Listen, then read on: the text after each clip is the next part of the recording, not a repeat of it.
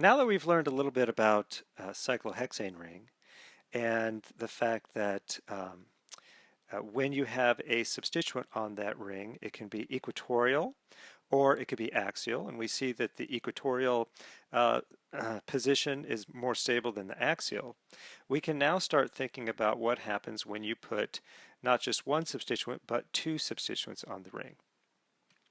And of course, we've already seen an example of this when thinking about the dichlorocyclopropane derivatives, and we saw that dichlorocyclopropane has four stereoisomers. The first one being the 1,1 dye-substituted dichlorocyclopropane. And of course, we hopefully can visualize by now there's a plane of symmetry that cuts through the two chlorines and bisects the triangle, and therefore this molecule is achiral. We also saw that there are three stereoisomers of 1,2 dichloro. The first being the cis 1,2 dichlorocyclopropane, and we saw that there's a plane of symmetry in this molecule, and therefore it is achiral. And then there are two stereoisomers of trans 1,2 dichlorocyclopropane, and these are enantiomers of one another, so they are enantiomers of the trans configuration. And both of these molecules are chiral because there is no plane of symmetry in the molecule. Now, what happens, when you have two substituents that are different? Well, things get just a tiny bit more complicated, but not by much. Essentially, symmetry disappears, and instead of having four stereoisomers, you have five stereoisomers. You have two cis stereoisomers and then two trans. So we've added another cis stereoisomer because there's no plane of symmetry in the molecule, and therefore you can have enantiomers of the cis stereoisomer as well as that of the trans. And then of course you have the 1,1 disubstituted, which is still achiral, regardless of what substituents are on there. Okay? All right, so now let's think about dye substituted cyclohexane. And when we do, things get quite a bit more complicated. And there are two main reasons for this. The first reason being that there are more ways to substitute.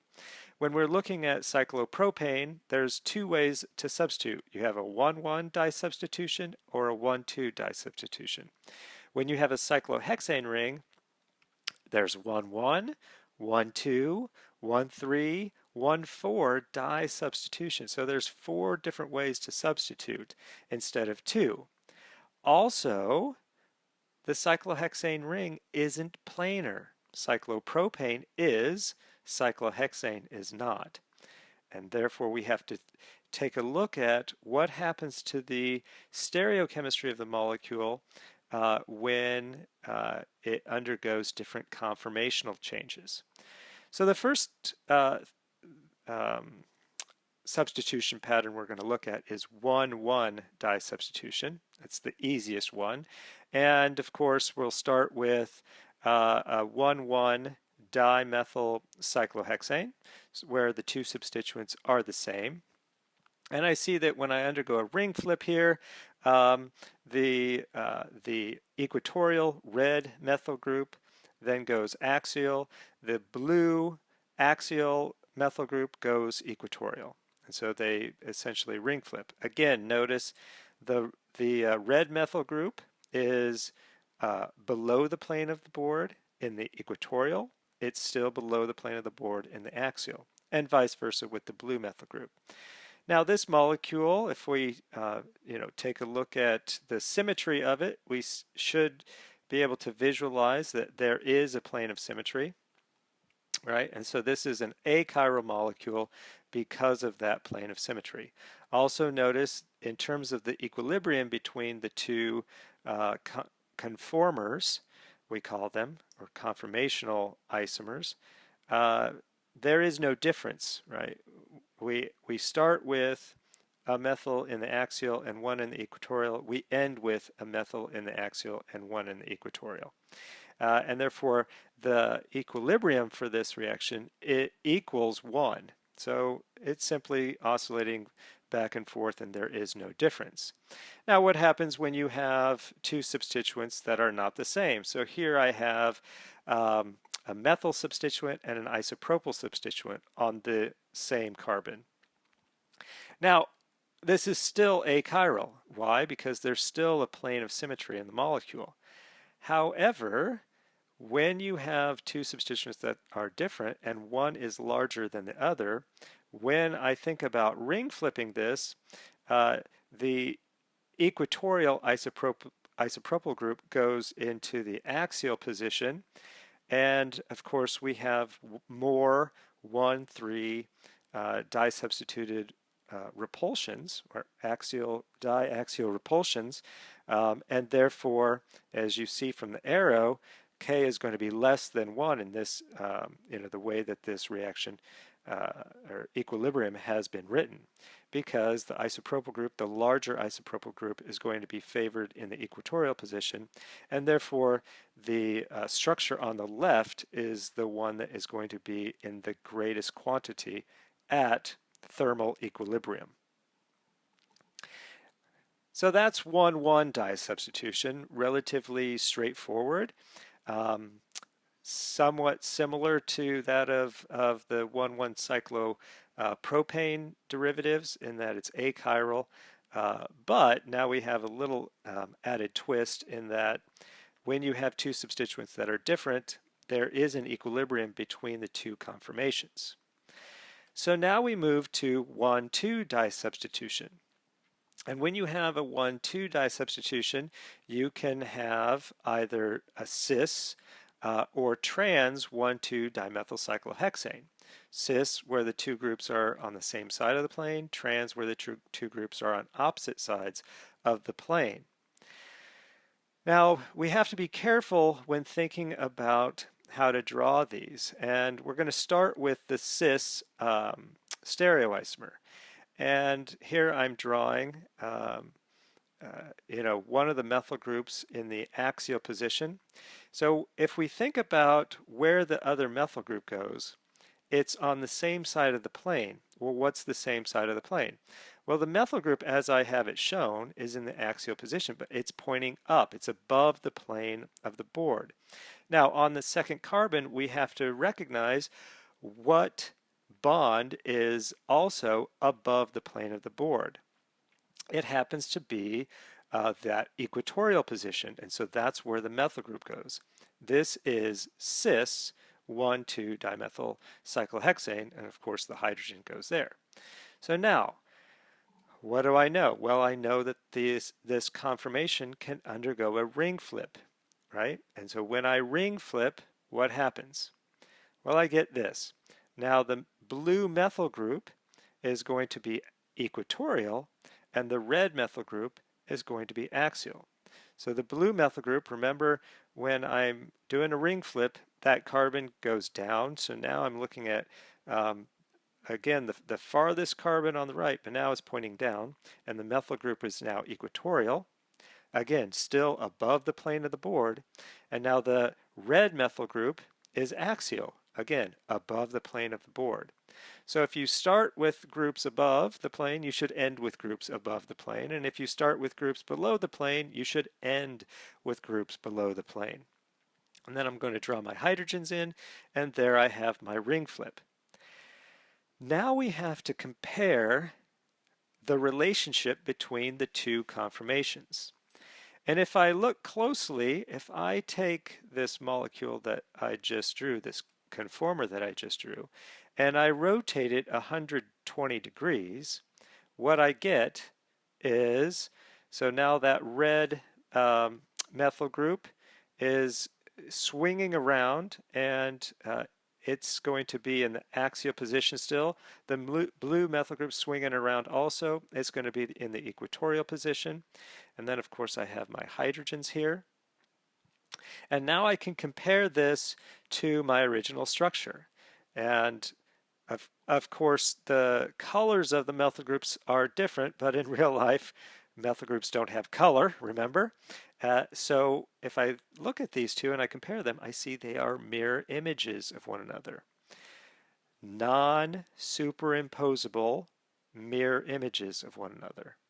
So what does that mean? That means that they are enantiomers of one another. So the two conformational isomers of cis 1,2-dimethyl cyclohexane are enantiomers of one another, and they rapidly interconvert so that I can never isolate one enantiomer over the other. It's almost impossible to do so. Even at very low temperatures, I can't do so. Okay, so cis 1,2-dimethyl cyclohexane has two stereoisomers that are enantiomers of one another, but I cannot resolve them. Very important to understand, that particular concept. Now let's look at the other isomer of the trans 1,2-dimethyl cyclohexane. And again, I'm going to draw my chair and I'm going to think about where my groups are going to go. So in the previous example, I started with a blue methyl group in the axial position, so I'll start there this time as well. Doesn't really matter where I begin as long as I'm consistent in what I do in my ring flips. Now for trans, the two methyl groups have to be on opposite sides of the plane. So when I look at my second carbon there, my first carbon, the methyl group is above the plane. The second carbon, then, the methyl group has to be below the plane. And in the bond that is below the plane is the axial bond. And therefore, I have this. And so I can add my two hydrogens there, and I see that the two methyl groups are axial to one another. I can do a ring flip. So what happens when I do a ring flip? Well, again, now I'm highlighting carbon number 1's on the right, carbon number 2's on the left. So carbon number 1 has the blue methyl group, and it's going to go now in the equatorial position. Carbon number 2 has the red methyl group. It also is going to go in the equatorial position. And then the hydrogens go in the axial position. So in the first conformation, I have two axial methyl groups, and in the second conformation, I have two equatorial groups. And therefore, these are not going to be in a true equilibrium with one another. The axial is less favored than the equatorial. So the 1,2-dimethyl trans 1,2-dimethyl cyclohexane is going to be favored in the equatorial position. And so I can really think about the equilibrium, and I see that the equatorial is favored, and it's favored greatly. As a matter of fact, K for this equilibrium is 125. So that means for every 125 equatorial, there's only one axial position. So you're talking about a 99+% favorability of the equatorial position. All right, so are these enantiomers, are these mirror images of one another? Well, notice they are not mirror images of one another, right? I mean, if I rotate these around, obviously to have a mirror image, I have to have the groups in the axial position. So these are not mirror images of one another. How are they then related? Well, if they're not mirror images of one another, then they have to be diastereomers. And we call them conformational diastereomers. Conformational diastereomers. It's a special type of diastereomer. If I think about the absolute configuration of the stereogenic centers and I label them, both stereogenic centers are R configuration, right? And on the right-hand side for the equatorial position, there still are. The absolute configurations have not changed, but the definition of an enantiomer is a mirror image, and therefore these are not mirror images of one another, which is kind of a little twist on our whole idea of the relationship of enantiomers. Typically, enantiomers have different absolute configurations at all stereogenic centers.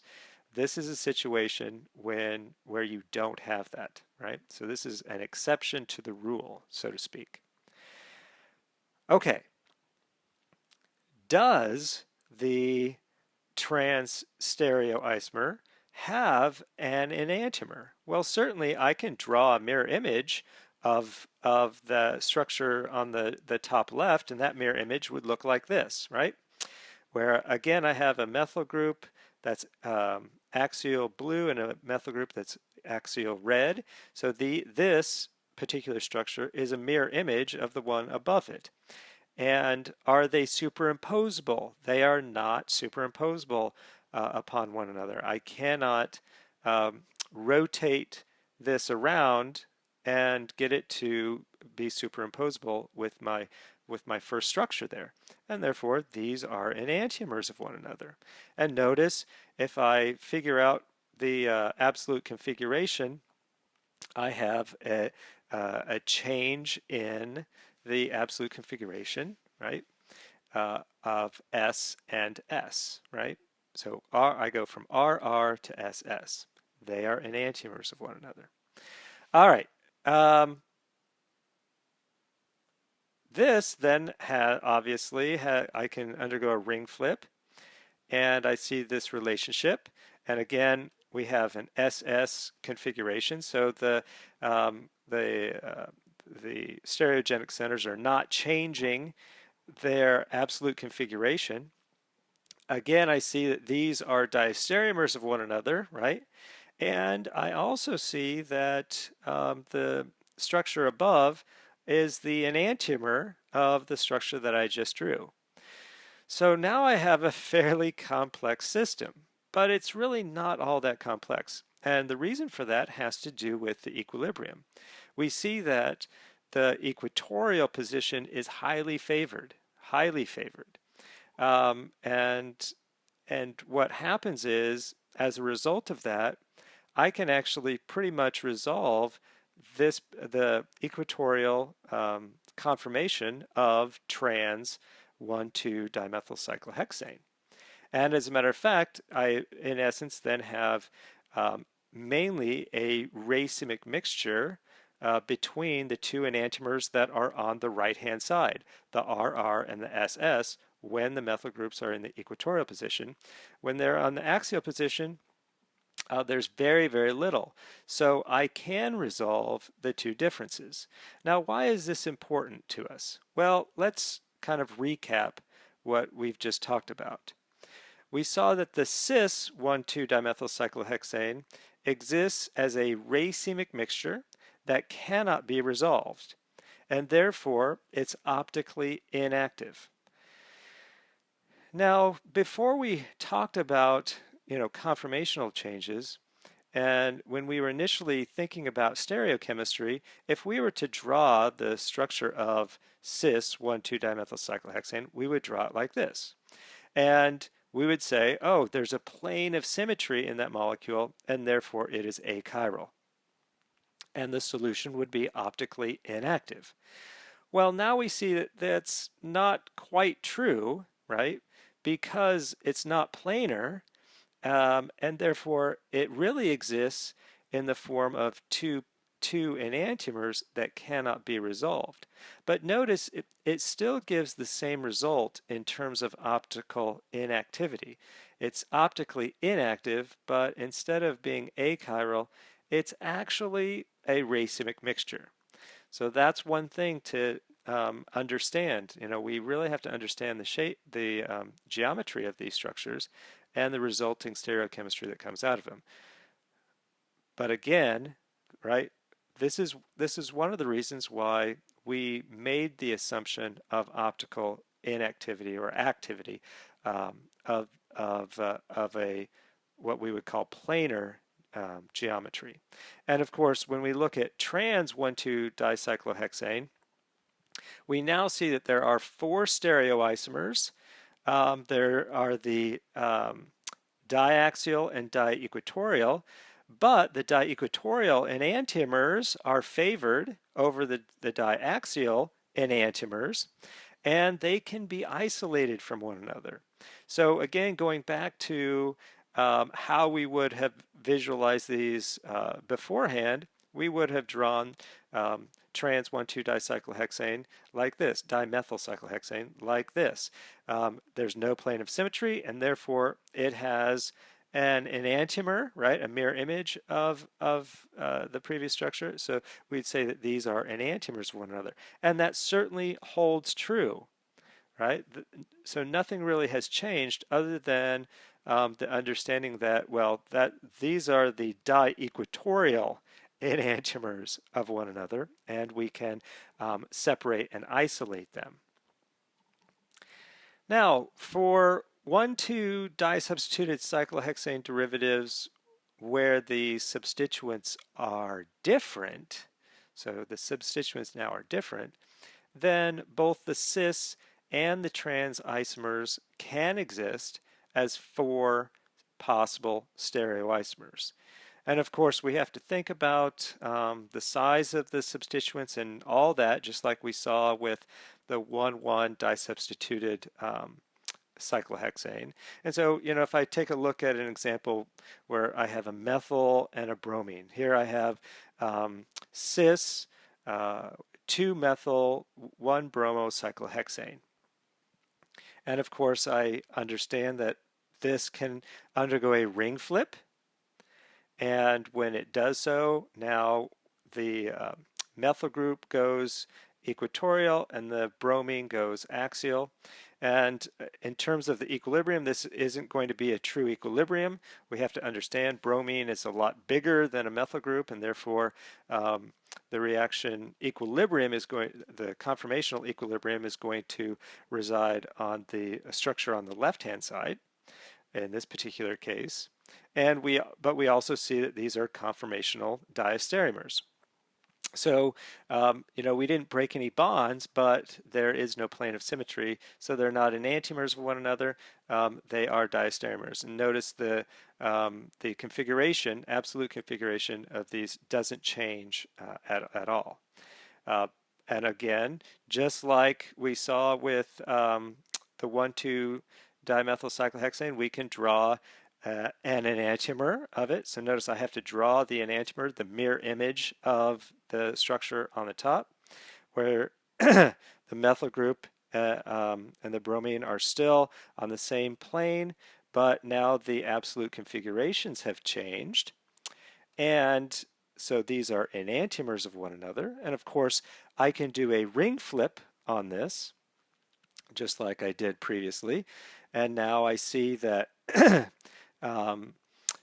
that the relationship of this molecule is such that it's the enantiomer of the molecule at the top, and of course it's a diastereomer of the of its conformation, of its conformer, right?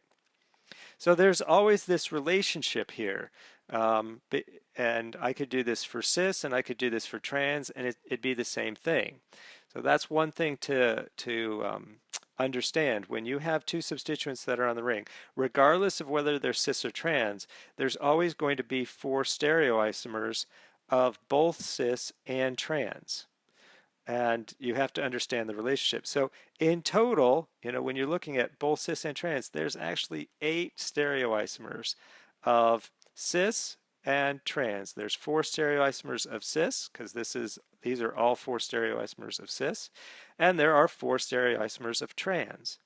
And understanding the relationship between them is critical to understanding what's going on. So now you see, oh my gosh, this is really fairly complicated here. And of course, notice in terms of equilibrium, again, if one substituent is larger, then that larger substituent is going to dominate equilibrium. So in this particular case, the structures on the right-hand side would dominate equilibrium, and you could potentially resolve them as enantiomers of one another, whereas the structures on the right-hand side are not dominant, and quite possibly could not even isolate them. Okay. All right. Oh boy. Now let's look at 1,3 dye substitution. And 1,3 dye substitution is a little bit easier. It's kind of similar to 1,1, although just a little bit more complex. And when we take a look at cis 1,3 dimethyl cyclohexane, if I draw it where the methyl groups are axial to one another, I can think about a ring flip of this reaction, and now the methyl groups go equatorial to one another. If I examine this structure very carefully, I see that these are achiral.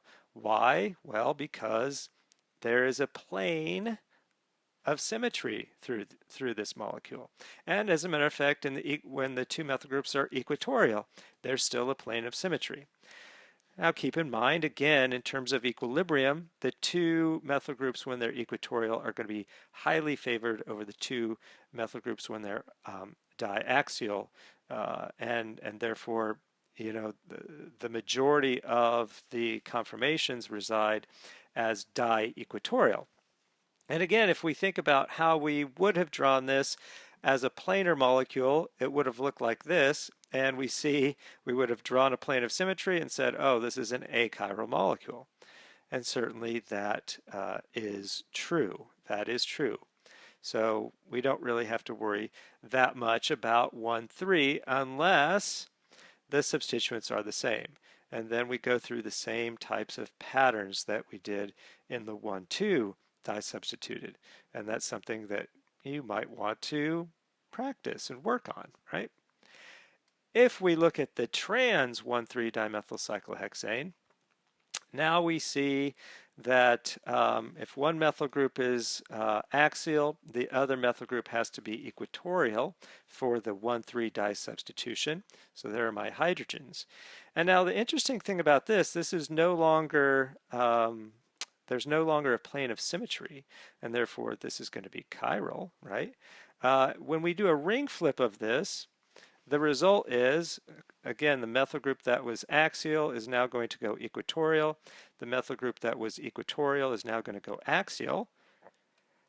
And there's my two hydrogens there. Okay, so if I compare these two structures, are they diastereomers of one another? Well, look closely, because as a matter of fact, if I rotate that structure on the right around, if I basically flip it and then rotate it, I think 60 degrees, I get an identical structure. These two are identical to one another. If you don't see that, what should you do? That's right, you should get your model kit out and you should verify this. Make sure you can visualize why these two are identical to one another. And so we see that ring flipping of the trans stereoisomer gives the same compound. And this is kind of a cool little feature, because since there's no plane of symmetry, then this molecule is chiral, right? And of course, we could draw the mirror image of it. And if I can draw the mirror image of the structure on the top left there, where the methyl group is axial. The farthest methyl group on the right is axial, and now I have a methyl group that's equatorial. The two hydrogens are there.